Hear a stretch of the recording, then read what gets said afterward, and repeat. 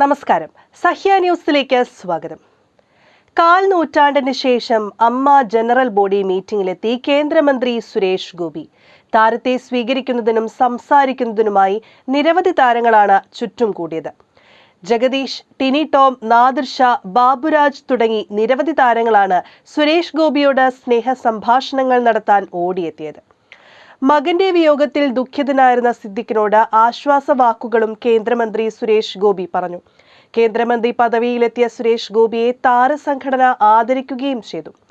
ഒരു സ്റ്റേജ് ഷോയുമായി ബന്ധപ്പെട്ട തർക്കത്തിനെ തുടർന്ന് 1997 സുരേഷ് ഗോപി അമ്മയിൽ നിന്നും അകന്നത്. വർഷങ്ങൾക്ക് ശേഷം ഇടവേള ബാബുവിന്റെ ഇടപെടലിലൂടെ സംഘടനയിൽ എത്തിയിരുന്നു. 2022 ഉണർവ് എന്ന പേരിൽ നടത്തിയ മെഡിക്കൽ ക്യാമ്പിലേക്കാണ് സുരേഷ് ഗോപി എത്തിയത്. എന്നാൽ ജനറൽ ബോഡി മീറ്റിംഗിൽ പങ്കെടുക്കുന്നത് കാൽ നൂറ്റാണ്ടിന് ശേഷമാണ്.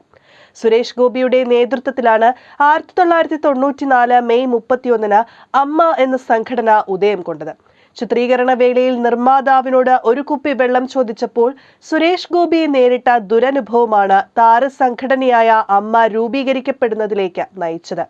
3 വർഷത്തിലൊരിക്കലുള്ള തെരഞ്ഞെടുപ്പ് പൊതുയോഗമാണ് ഇന്നലെ നടന്നത്. താരസംഘടനയുടെ പുതിയ അംഗങ്ങളെയും ഇന്നലത്തെ യോഗത്തിൽ തിരഞ്ഞെടുത്തിരുന്നു. അമ്മയുടെ ജനറൽ സെക്രട്ടറിയായി നടൻ സിദ്ദിഖ് തിരഞ്ഞെടുക്കപ്പെട്ടു. ഇടവേള ബാബുവിന്റെ പിൻഗാമിയായിട്ടാണ് താരം എത്തുന്നത്. ജഗദീഷും ജയൻ ചേർത്തലയും വൈസ് പ്രസിഡന്റ് സ്ഥാനത്തേക്ക് തിരഞ്ഞെടുക്കപ്പെട്ടു. News desk, Sahya news.